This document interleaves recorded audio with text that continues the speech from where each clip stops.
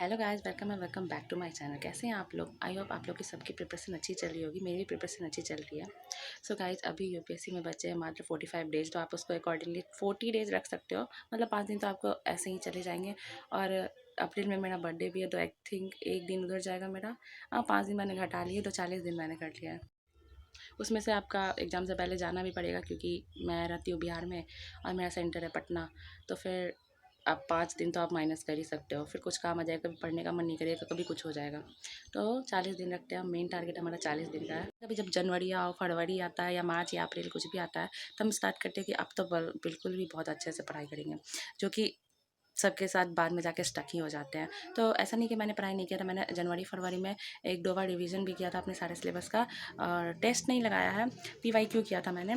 तो अभी मैं सोच रही हूँ टेस्ट लगा लूँ, पीवाईक्यू कर लूँ और 2-4 बार और अपना रिवीजन कर लूँ सारे सब्जेक्ट का। क्योंकि मेरा ना होली के बाद, यानी हाँ, होली के बाद मेरा बहुत ज़्यादा तबीयत ख़राब हो गई, तो मेरा बिल्कुल भी पढ़ाई में मन नहीं लग रहा था। ऊपर से बहुत ज़्यादा खांसी हो गई थी, तो बिल्कुल भी सारी एनर्जी लॉस हो गई थी।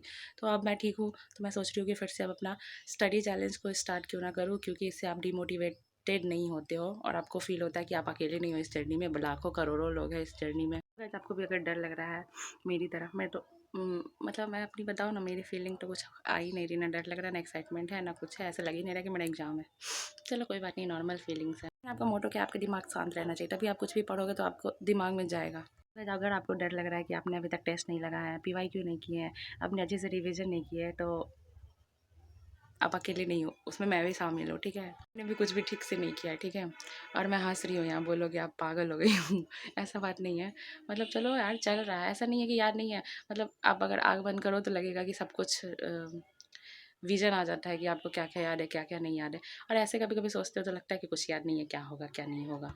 सो गाइस, आज से शुरू हो रहा है मेरा 40 डेज़ यूपीएससी स्टडी चैलेंज, क्योंकि आपको पता है 40 डेज़ लेफ्ट ओवर है। और इस 40 डेज़ को मैं गँवाने तो नहीं दे सकती। कुछ नहीं किया है, लेकिन अभी कर सकते हैं ना। माना तेरी हो ना सकी, पर तुझे मैं खो ना सकी, तू मुझको हर पल याद था, और मैं तुम्हारी होंगी यूपीएससी। इसलिए हमें चिल मोड में रहना चाहिए, क्योंकि अगर आप चिल मोड में नहीं रहो तो आपको ओवर थिंक होगी, एनजाइटी होगी, कुछ काम नहीं होगा। लगेगा कि क्या करना है, क्या नहीं करना है, कुछ समझ में नहीं आ रहा है, क्या करूँ, अटेम्प्ट दूँ या छोड़ दूँ। तो बेसिकली अभी बहुत सारे मुझे कमेंट आए थे कि आप दे रही हो क्या यूपीएससी 2025। तो हाँ, मैं दे रही हूँ यूपीएससी 2025, क्योंकि मैंने पिछले बार भी दिया था और अनएक्सपेक्ट। और तो मैंने रिज़ल्ट का ब्लॉग डाला था, अगर आपने देखा होगा तो। नहीं देखा तो अगर नहीं देखा तो मैं डिस्क्रिप्शन में डाल दूँगी, तो आप देख लेना मेरा रिज़ल्ट वहाँ से। 40 डेज़ है जो खुद को प्रूव करने के लिए, कंसिस्टेंसी दिखाने के लिए, और उस सपने को साकार करने के लिए जो आपने बहुत पहले देखा था, मतलब स्कूल टाइम में देखा था, जो आप अभी वही चीज़ कर रहे हो। हारना नहीं है, डरना नहीं है, लड़ना है हमें। बहुत कुछ हो सकता है। 40 दिन है आपके पास। स्कूल टाइम में तो 2 दिन में एग्ज़ाम देना पड़ता था।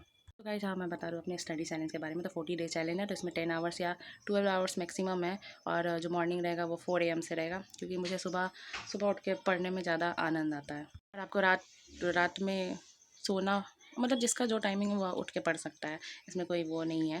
तो मुझे तो सुबह ही प्रेफर करना अच्छा लगता है स्टडी, क्योंकि सुबह में जल्दी याद होता है। और फिर आपका टाइमिंग भी रहता है एग्ज़ाम का 9-10 बजे, और उस टाइम में मुझे लगाना है मॉक, यानी पीवाईक्यू का मॉक लगाऊंगी मैं 2011 से लेकर 2024 तक। जो मैंने पिछले बार भी प्रिंट आउट करवाया था, मैंने वही लगाया था। ज़्यादा मैंने मॉक भी नहीं लगाए थे। और मॉक में यार एनजाइटी होती है, ऊपर से कहाँ कहाँ से क्वेश्चन देते कुछ समझ में भी नहीं आता है। और लेकिन मॉक लगाऊंगी मैं। मैंने सोचा है, मैंने 10 FLT टेस्ट या 5 FLT और 5 तुम्हारा सेक्शनल टेस्ट लगाऊंगी बस। फिर आपके एग्ज़ाम के एनालिसिस के लिए। और आप पीवाईक्यू लगा रहे हो तो सीसेट का भी वैसे ही है, और जीएस का भी वही चलेगा। हाँ गाइस, तो आते हैं अपने चैलेंज पे। तो 40 डेज़ का चैलेंज, और मैंने यहाँ पे लिख के रखा है ताकि मैं भूल ना जाऊँ कि मुझे क्या बोलना है। तो आज से शुरू हो रहा है मेरा 14 डेज़ का यूपीएससी स्टडी चैलेंज। सिर्फ 40 दिन है आपको खुद को अपने आप को इम्प्रूव करने के लिए और प्रूव करने के लिए। इन 40 दिन में आप तो या तो रोते रहोगे, या बैठ के ये नहीं हो रहा, वो नहीं हो रहा, मार्क्स नहीं आ रहे हैं, फिर भी आपको एग्ज़ाम तो देना ही है ना। बहुत लोगों ने पूछा कि एग्ज़ाम दूँ या छोड़ दूँ। मैं भी क्यों छोड़ोगे यार, अगर आपने फॉर्म भर दिया तो आप क्यों छोड़ोगे? आपको दे देना चाहिए। आई थिंक जो होगा देखा जाएगा। अगर आप दे सकते हो तो दे सकते हो। मतलब आपको लास्ट टाइम तक भी यही लगेगा कि आपने कुछ नहीं पढ़ा है, क्या होगा, क्या होगा, क्या नहीं होगा, जैसे मेरे साथ पिछले बार होगा। लेकिन मैं गई, बहुत अच्छा गया एग्ज़ाम। हाँ, नहीं निकला वो अलग बात है, लेकिन आपने एक्सपीरियंस तो किया, वो आपका डर और फोमो तो ख़त्म हुआ ना। सो गाइस, तो मैं इस वीडियो के लिए मात्र 10 मिनट दिया, 5 मिनट मैंने रिकॉर्ड करने में, 5 मिनट मैंने एडिट करने में। ऐसा कोई खास एडिटिंग में होता नहीं है। 5 मिनट आपको जब भी आपको ब्रेक मिले तब आप ये जो आप करना चाहते हो वो कर सकते हो। इससे क्या होता है ना, वो आपका कंसिस्टेंसी बना रहता है। ये नहीं होता है कि सिर्फ पढ़ाई करनी है, पढ़ाई करनी है, पढ़ाई करनी है, 24 घंटे पढ़ाई करनी है हमें। ये जो करना चाहते हो आप कर सकते हो फ्री ब्रेक टाइम में। मैं इस 40 दिन को डॉक्यूमेंट करूँ ताकि मैं अकाउंटेबल रहूँ, ताकि मुझे डिस्ट्रैक्शन नहीं आए और मैं जहाँ पढ़ते पढ़ते कभी भी स्टक हो जाती हूँ ना कि क्या होगा, कैसे होगा, क्यों नहीं होगा, नहीं हुआ तो क्या होगा, तो ये सब और मतलब कुछ करने में मन है, क्योंकि आप 24 घंटे एक कमरे में बिताते हो और लिटरली बता रहे हो, ना कोई दोस्त ना कोई ये, आपको अकेलापन फील होता है और उस अकेलापन में आप ढूंढते हो किसी को बात करने के लिए जो आपके पास होना चाहिए, ताकि आप अपने फ्रस्ट्रेशन को बाहर निकाल सको। और लिटरली मैं बता रही हूँ, अभी मेरे पास कोई नहीं है जिससे मैं बात करूँ या बताऊँ या प्रिपरेशन कैसे चल रही है। तो मेरे पास जितने भी लोग हैं वो मेरे सब्सक्राइबर हैं, तो मैं उनसे ही बात करना चाह रही हूँ, क्योंकि मेरे अंदर जितनी बातें हैं उसको निकालना बहुत ज़रूरी है, क्योंकि वरना आपको पता है तो आप घुटने लगते हो। तो क्या चल रहा है दिमाग में, तो ये वीडियो के माध्यम से आपको पता चल जाएगा। सो बेसिकली इस सफ़र को मैं डॉक्यूमेंट कर रही हूँ ताकि मैं अकाउंटेबल रहूँ और शायद किसी को इंस्पायर कर सकूँ। तो अगर आप लोग भी जुड़ना चाहते हो इस चैलेंज में, मे बी आप लोग 2025 में दे रहे हो या 2026 में दे रहे हो, 2027 में दे रहे हो, तो कभी ना कभी तो दोगे ही ना। तो अगर आप जुड़ना चाहते हो तो जुड़ सकते हो। तो I am shooting my daily routine.